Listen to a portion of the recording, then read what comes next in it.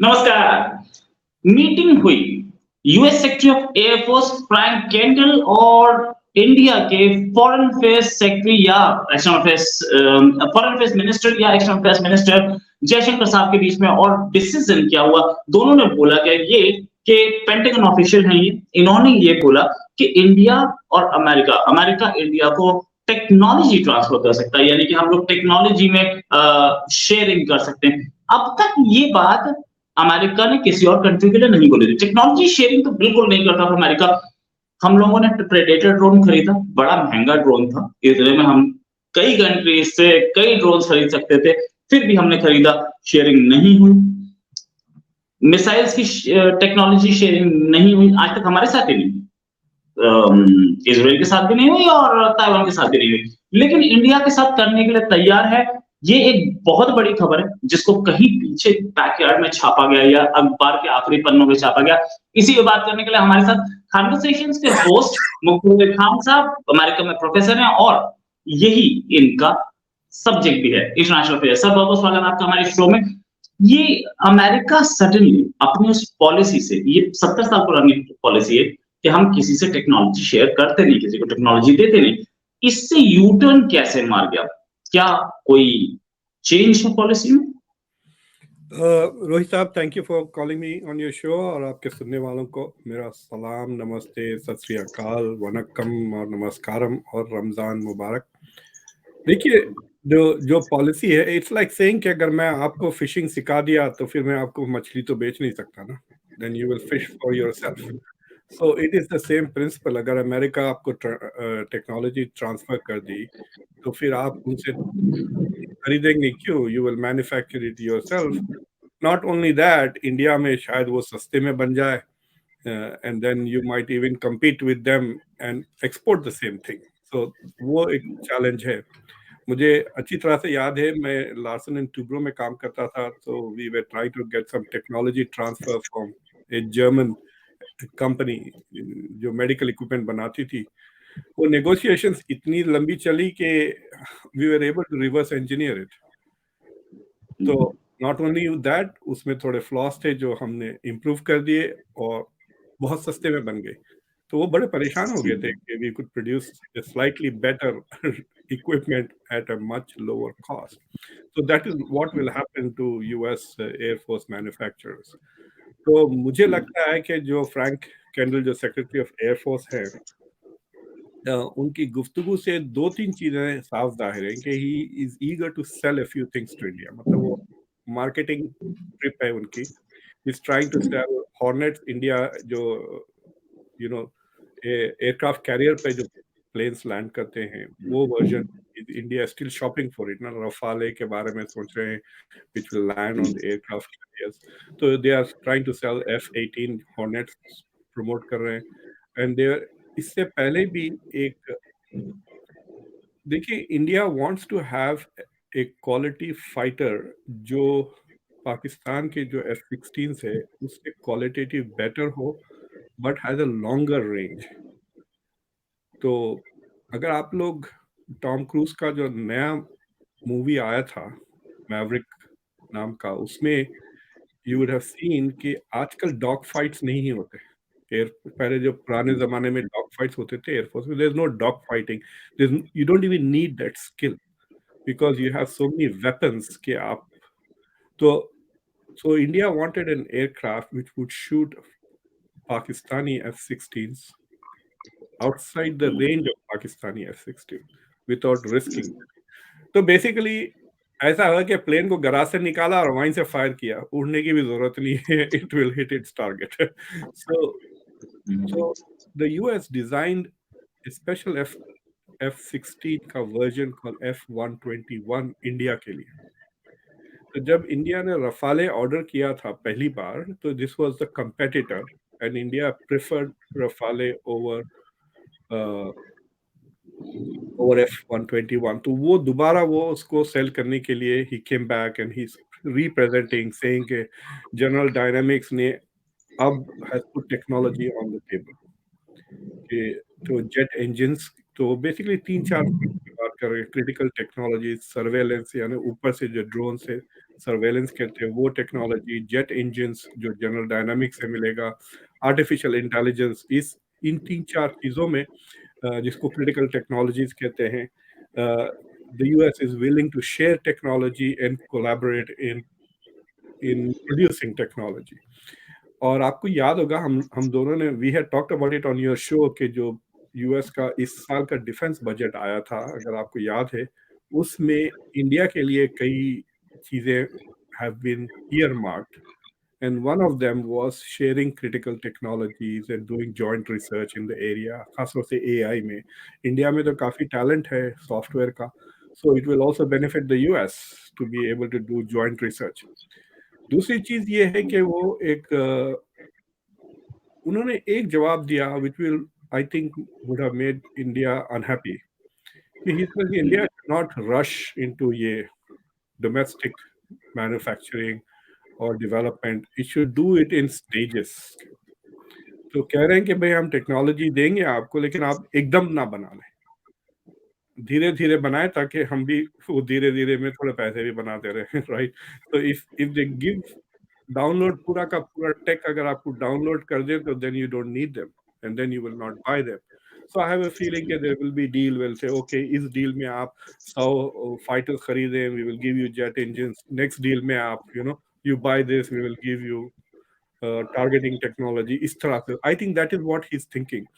और ये बहुत इंटरेस्टिंग रोल है, he is head of the air force, but here he has come, मतलब officially diplomatically it is supposed to be air collaboration, और उन्होंने एक agreement भी साइन की है जिसकी details they have not declared, but he's also marketing for American weapons air force के लिए। So that is what is happening in this deal। Sir कहीं ऐसा तो नहीं कि अमेरिका के लिए, क्योंकि अभी तक किसी को उसने टेक्नोलॉजी दी नहीं है, अमेरिका के लिए जो जयशंकर साहब बोलते आए हैं, जयशंकर साहब ने स्पेशली एक स्टेटमेंट दिया था कि हमारे लिए रशिया ज्यादा बेटर पार्टनर है, द रीजन बीइंग वो हमसे टेक्नोलॉजी शेयर करता है, अमेरिका टेक्नोलॉजी शेयर नहीं करता। He categorically said that in a press conference. अब अमेरिका ने टेक्नोलॉजी शेयरिंग शुरू कर दी है, एक साल ये बात जयशंकर साहब ने पिछले 3-4 महीने में ही बोली है। कहीं ऐसा तो नहीं कि अब अमेरिका को समझ में आ गया कि बेटा इंडिया को अपनी साइड रखना जरूरी है, और इंडिया विदाउट टेक्नोलॉजी ट्रांसफर मानेगा नहीं, वो रशिया के पाले में ही रहेगा। तो कहीं ऐसा हो कि हम इंडिया को अपनी साइड रखने के लिए टू वो India this has been done. See, you have to understand a little, there is some difference। इस हिंदुस्तान एरोनॉटिक्स अभी भी पब्लिक सेक्टर है ना इंडिया में, किस still a public sector company. So जो भी वो टेक्नोलॉजी डेवलप करते हैं, the Indian government has a say and control on it. लेकिन यहाँ पे जो प्राइवेट कंपनीज हैं उनके पास है ये टेक्नोलॉजी, जनरल डायनामिक्स बनाता है, it's not that the US government का कोई entity. So what the US government can do is to say कि आप ये टेक्नोलॉजी इनको बेच सकते हैं, इनको नहीं बेच सकते। So they can control the dissemination of technology, but they don't own that technology। So they can't come and tell General Dynamics कि आप जेट इंजन्स इंडिया को दे दें। तो जनरल डायनामिक्स इनको कहेगा तो who's going to pay for it, you or India? That is their first question। If India is not paying for it, then you pay for it। So it will turn towards the US। So what has happened is जो negotiations होते हैं वो India और general dynamics के वजह। So if you are going to buy a drone, you will go to the company that makes the drone। These are not manufactured by the US। The US government will allow it or will disallow it। For example, अगर कल Iran जाके कहता है मुझे F-18 खरीदना है, तो उसको भगा देंगे वहाँ। Not only इसको भगा देंगे, if the company starts negotiation, उस कंपनी पे sanctions लग जाएंगे ना। Even if it's an American company, it will be against the law for that company to even have negotiations with Iran on weapons। So लेकिन अगर आप F-35 का जो प्रोजेक्ट को जाकर स्टडी करें, तो F-35 is a joint venture in production। Now I don't know how much technology share हुआ है, लेकिन many countries came together to contribute। तो आपको याद होगा जब टर्की ने S-400 खरीदा था, Turkey was expelled out of the F-35 program। और F-35 का एक कंपोनेंट टर्की में मैन्युफैक्चर होता था, जिसको यूएस ने विड्रॉ कर लिया। सो मैं उसकी लीगल डिटेल से वाकिफ नहीं होंगे how the US was able to do that, कि उसको मतलब they took away that part which only Turkey could make, only Turkey was making. तो फिर तो उसका मतलब ये है कि अगर टर्की में मैन्युफैक्चरिंग हो भी रही है, the US had control on the technology which was manufacturing that part, and so they were able to take it back uh, from. हम्म सो और ना सिर्फ वो, उसको निकाल दिया है। अब टर्की, अब थोड़ा बहुत अग्रीमेंट हो रहा है तो उसको F-16s बेच रहे हैं। They are not, Turkey is not going to get F-35 as long as it has S-400। So तो इंडिया के साथ, because India is not NATO partner yet, और ये अगर डील जो इन्होंने साइन की तो चौथा या पांचवा डिफेंस अग्रीमेंट होगा बिटवीन द यूएस एंड, तो वो यूं कहते बेबी स्टेप्स में आगे बढ़ रही है ये strategic partnership. It's not like quantum leaps नहीं हो रहे इन अग्रीमेंट। सो तो आपने बेका का तो देख लिया, जो जो information US news and world report पे छपा था कि the US shared real time intelligence with India, but they did not give that technology. Now, what were they using to monitor the Chinese border? Satellites use कर रहे थे या drones use कर रहे थे? मतलब बाद ऐसे ड्रोन से यूएस के जो इतनी हाई लेवल पे काफी देर तक फ्लाई करते हैं। so we don't know how the US detected it, but it did share real life intelligence। वो बेका नाम का एक agreement था, तो basic exchange and cooperation agreement जो था, उसकी बेसिस पे जो अरुणाचल में जो एपिसोड हुआ उस पे defence you can say collaboration जरूर हुआ। So this is another step forward. But अगर आप देख रहे हैं कि on A like a regular daily basis दोनों तरफ से काफी छोटे छोटे स्टेप्स ले रहे हैं, लेकिन अगर आप छोटे छोटे स्टेप्स लेते गए तो काफी फासला तय हो जाता है। So you can see that that is happening, but India has to be very careful because India के पास तीन options है। मतलब right now India is very embedded into the Russian defense system, उनकी technology, air force की jet engines वहां से आते हैं। So the US का आपने देखा था कि डिफेंस प्लान में बाकायदा there is money allocated to do research on how to wean away the US, यानी यूएस इंडिया को सोवियत यूनियन रशिया की जो टेक्नोलॉजी पे जो डिपेंडेंस है उससे कैसा हटाया जाए और कितना उसका कॉस्ट होगा, उसके रिसर्च के लिए पैसे है इस साल यूएस डिफेंस बजट में। सो इंडिया जो डिपेंडेंसी है रशिया पर, उससे निकलकर यूएस पे डिपेंडेंसी ना हो जाए for technology. The third alternative is the आत्मनिर्भर one, where India would want rapid transfer of technology so it can become independent. So the question is, India will have state of the art technology on its own? Is that what it is going to inspire? Yeah, it's going to buy state of the art equipment from America instead of Russia. So ये strategic सवालात है ये। I guess this will be decided by the Indian cabinet, defense minister, और if you notice कि report में कोई discussion नहीं था कि he met the defense minister, he met the external affairs minister, which is also a little different. So I think this decision will be made by the prime minister whether to दुकान बदले या नई factory बनाए, ये सवाल है। Sir दुकान बदलती दिख रही है। अगर मैं बात करूं तो हमारे पास इंजन्स थे ही नहीं, तेजस के लिए हो या किसी और उसके लिए हो, हमारे पास इंजन्स थे नहीं। हम लोग ने जो इंजन यूज किया तेजस के लिए, वो हमने यूज किया जनरल इलेक्ट्रिकल्स का, जी का। ये चाहते तो हम रशिया से बोल सकते थे कि हमें इंजन दो, रशिया बड़े आराम से देता, खुश होकर देता, लेकिन हम लोगों ने डिपेंडेंस अपनी चेंज की। Perhaps we want a new alternative, और अमेरिका भी उसमें बहुत खुश है। बात करूं तो प्रैट एंड विटनी, जो कि एक रेथियन की सब्सिडरी है, इंजन बनाती है, इंजन 5 ही कंपनीज बनाती हैं, I have said it again and again. और दूसरी जीई तो यहीं पे ऑफिस खोल के बैठे हैं। और अभी कुछ दिन पहले हमारे एरो इंडिया शो में हमारे डिफेंस मिनिस्टर ने क्वेश्चन का जवाब देते हुए बोला कि तेजस का इंजन हम आपको जल्दी दिखा देंगे। उसके बाद जी का आंसर भी आया था, एमका का इंजन हम बताएंगे, हम 10 साल के अंदर दे देंगे, ऐसा जी का आया था। लेकिन डिफेंस मिनिस्टर ने अगर बोला था तो कहीं और भी बातचीत चल रही होगी। अगर इसी एंगल से देखें तो क्या इंडिया कितना इंपॉर्टेंट लेवल पे पहुंच गया? मैं ये नहीं बोलना चाहूंगा कि मोदी से इंडिया पहुंच गया है, लेकिन मैं ये बोलना चाहूंगा कि क्या इंडिया उस लेवल पे पहुंच गया है जहां America is trying to do, Russia is trying to do, and where just China stand in it. भाई, I mean it is an obvious thing ना। इंडिया का पिछले साल तो डिफेंस बजट, और मेरे ख्याल से इस साल भी is the third biggest defence budget, US और चाइना के बाद। So the biggest defence budget है अब। So basically, if India is going to spend 70-80 billion dollars per year, defense contractors सारी दुनिया में they probably want a piece of that cake ना। वो चाह रहे हैं कि हमको भी उसमें से हिस्सा मिल जाए।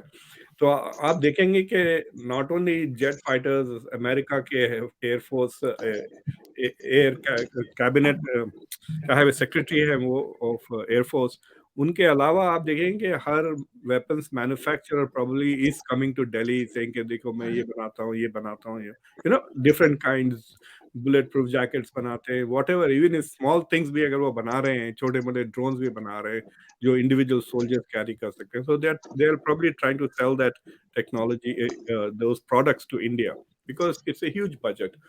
और मुझे लगता है कि द नियर फ्यूचर ये जो चाइना के साथ टेंशन जो हो रहे हैं, स्पेशली क्वाड को लेकर, और रशिया के साथ जो यूक्रेन में चल रहा है, तो उससे तो जो डिफेंस इंडस्ट्रीज हैं सारी दुनिया में, उनकी तो चांदी चांदी होने वाली है। आपने सुना कि जापान का बजट कितना बढ़ रहा है, 15-20% से। सो आई हैव ए फीलिंग के मेरे ख्याल से the global defence budget should cross more than $2.5 trillion. So it is going to be a very good next few years for defense contractors, defense manufacturers. Or India is going to remain a very important market because India is trying to compete now. और जब तक वो China के साथ, और China भी announce किया इस साल कि वो अपना भी डिफेंस बजट बढ़ा रहा है, so India will try to raise that defense budget and try to match it. और अभी हम तफसील से will take a look at the Indian defence budget, because है तो तकरीबन $80 billion का, लेकिन उसमें पेंशन्स और सैलरीज वगैरह कितने हैं once you take it out, and then what is the real budget out there for defence development. मतलब डिफेंस का जो बजट है उसमें तो कई चीजें ना, सैलरीज ऑफ एम्प्लॉयज, डिफेंस, अब ये जो बॉर्डर पे पेट्रोलिंग चल रही है दोनों बॉर्डर्स पर, उस पे काफी ऑपरेशनल एक्सपेंसेस भी होते हैं which go into the budget. So there is there a known amount of actually जो परचेजिंग बजट है। जैसा कि आपको पता है कि जर्मनी ने यूक्रेन पर रशिया के अनाउंस करने के बाद उन्होंने अनाउंस किया कि we are going to go on a $100 billion shopping list, Japan 75 billion. So what is India's shopping budget?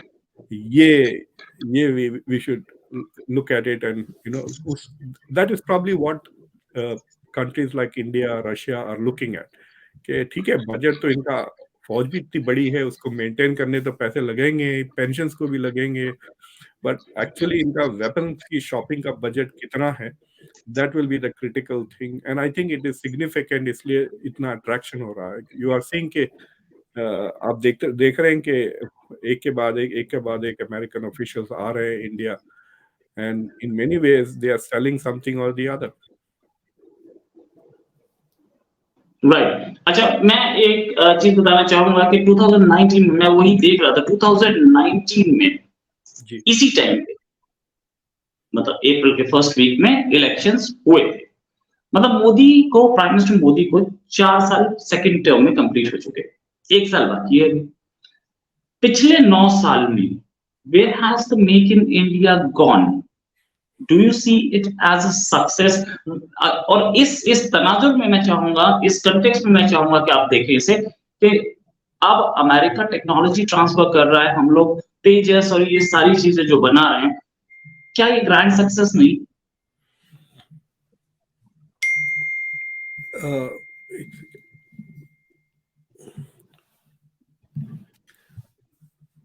उसका मतलब वी कैन से कि there are lots of things have happened. देखिए, अभी सबसे बड़ी हेलीकॉप्टर की फैक्ट्री खुल गई रिसेंटली इंडिया में, सो बट उसका टाइमलाइन इज मेनी इयर्स ना। पहले कमर्शियल हेलीकॉप्टर्स बनेंगे, उसके बाद बैटल रेडी हेलीकॉप्टर्स 10 साल लगेंगे, till those it becomes the biggest manufacturing production wise. तो और जो तेजाज है, इट इज अ 4.5, कह रहे हैं कि it's not a fifth generation fighter. Tejas 2 is a 4.5 generation fighter. ऐसा ना हो कि by the time it is fully ready, people launch sixth generation fighters, ना. So there is a question of whether you are timing, because there are air forces with fifth generation fighters right now. तो आप half a generation पीछे हैं. So आपकी most advanced technology is half a generation behind some of the existing technologies. और ये जो Russia की hypersonic जो परफॉर्मेंस हो रहे हैं hypersonic missiles की, see, those hypersonic missiles can also become surface to air missiles. So I am sure already people are working on a sixth generation fighter, which will be have some evasive technology or defensive technology against hypersonic missile technology from the ground. So I can't say. अब आपको याद है कि जो second generation का aircraft carrier जो India बना रही थी, वो ठप हो गया है program. That has stop. So there was, वो अनाउंस किया था बहुत फैनफेयर से. Now that is not going further. So उसका कोई ज़्यादा एक्सप्लेनेशन नहीं है कि व्हाई दैट हैज स्टॉप्ड. और सबमरीन्स की अभी शॉपिंग चल रही है. जो compete कर रहे हैं, इटालियन आए थे. The French are trying to compete with the Italians to sell. So India is doing two things: is it's buying and it's also making. Uh, I think the real test will be when you stop buying. देखिए, I don't know when America bought weapons of high quality from anybody else. याद ही नहीं है. World war to उसके बाद से तो हम बेच रहे हैं, बना रहे हैं. Because we are investing and the technologically edge आगे है. So India is playing catch up, right? So उसमें catch up भी है, plus it is also being क्या कह सकते हैं, domestic capabilities बढ़ा रहे हैं. Those are the things. So उसका मतलब we will have to do a far more clearer assessment के what were the plans in 2014, because 2014 के plans और 2019 के plans में तो vary होगा ना. It's not as if they knew कि we will re-win the election in 2019. So और डिफेंस पे उतना एम्फोसिस नहीं है. लेकिन अगर आप जाके देखें, इंडिया इस साल डिफेंस बजट में ज्यादा स्पाइक नहीं हुआ, right. It has not increased significant, जैसे जापान, जर्मनी कर रहे हैं, और यूएस का भी काफी स्पाइक हुआ है. उस तरह India has not increased its defence budget in that proportion. But there is a lot of talk about Atmanirbhar and मैं आपको डिसाइसिवली नहीं कह सकता हूँ कि it has been achieved or not at the moment. और one place to look at it is India is also trying to export ना weapons. तो मैं एक नेबरिंग कंट्री, मैं उसका नाम नहीं लूंगा, उसके काफी सीनियर फॉरेन सेक्रेटरी के करीबी बंदे से I was having conversation and he was saying कि आजकल जब भी इंडिया के कोई फॉरेन मिनिस्ट्री के ऑफिशियल के साथ हमारे साथ इंटरेक्शन होता है on any issue, if and at her meeting mein the issue comes up where India is trying to sell them something, helicopters, yeah, defense level. So lots of countries are becoming aware of India's domestic weapons manufacturing, or its government is far more aggressive than previous governments in marketing the India के homemade weapons systems. So for example अगर आप Mauritius से बात करें तो आप उनको handmade gun, मतलब उनकी जो ज़रूरतें हैं, I am sure India has the technology to fulfil their defence needs. अगर आप बात कर रहे हैं, जैसा कि इंडिया ने तोहफतन सबमरीन दे दिया म्यांमार को, right, because they are probably not in the position to buy. So इस तरह से India is also trying to sell and export weapons. That is very important because उससे सब्सिडाइज होती है आपका रिसर्च और आपका इकोनॉमीज ऑफ स्केल हो जाते हैं. आपको 50 सबमरीन्स चाहिए, आप 100 बनाएं, 50 रखें और 50 बेचें. So suddenly the cost of each submarine goes down, and then you have money left to build better quality submarines to invest in research. So export industry in defense is very important for development of defense industry. Right sir, एक final question मुख्तसर से अल्फाजों में मैं छोटा सा answer चाहूंगा। Where do see India, आप India को कहां देखते हैं 20 साल बाद? रशिया कैंप में, अमेरिका कैंप में, या अपने आप एक कैंप? देखिए, रशिया को एक सेकंड के लिए बाहर रखते हैं। द टॉप 6-7 कंट्रीज को आप देखें from an economic perspective, so we know that at some point it will be India, China, and US will be the top 3. I am not optimistic about Europe and Japan also. देखना आप next 4-5 साल के अंदर भी या उससे पहले ही India will cross Japan and Germany both. हो सकता है कि विद इन 2 years हो जाए, राइट? मार्जिन बहुत कम है, 3.8 4.2 बिलियन, 4.2 या 4.3 है जापान की इकोनॉमी, हाफ ए ट्रिलियन का फर्क है बस, राइट? सो इंडिया प्रॉब्ली 2-3 साल में इंडिया विल ओवरटेक। बट ये जो जर्मनी में वाइटैलिटी है, I don't see the same vitality in Japan. So I think these countries will go. Europe में फ्रांस, बर्तानिया तो थर्ड वर्ल्ड कंट्री बनने वाली है अनकरीब। So let's leave Britain out of it. अगर आप लंदन में तो बहुत जाते रहता हूँ, देखता हूँ, ऑलरेडी नजर आ रहा है, it's looking like an underdeveloped country. So the question is, Russia का क्या होता है after this war, right? If Russia comes out and is not economically isolated जिस तरह ईरान, अगर ईरान के ऊपर sanctions नहीं लगते 1979 से जो जंग हुई unnecessarily इराक के साथ, I am sure Iran would have been far more developed country than many European countries. Already it is like the 11th biggest economy. तो रशिया का ईरान की तरह अगर हाल नहीं हुआ, then Russia will continue to remain a major force. But I think India will be an independent power, neither here nor there. Once you are in the top 3, you can't be anybody's, आपकी खुद की। Already आपने देखा होगा कि एक जयशंकर से एक सवाल पूछा था कि in whose camp you are? He says, I'm in my camp, I have a camp also. तो बहुत ही सही जवाब है कि इंडिया का खुद का एक, India will be a third pole at that time, अब उसमें देखें कॉम्पिटिशन किसके बीच में हो रहा है ना। There will be economic competition, there will be geopolitical competition. Geopolitical competition India का चाइना से ज्यादा है या यूएस से ज्यादा है। एट सम पॉइंट ये इनएविटेबल है कि India and the US can not be good friends. क्या आप यूरोप की एक बहुत ग्लोबल पिक्चर नहीं टेस्ट कर रहे सर?